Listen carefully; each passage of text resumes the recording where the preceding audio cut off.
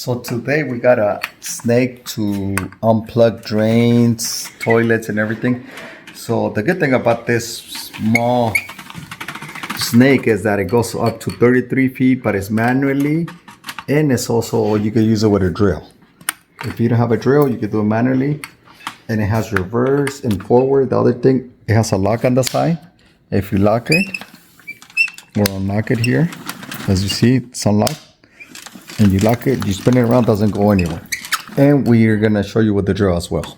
And we're gonna put it to the test.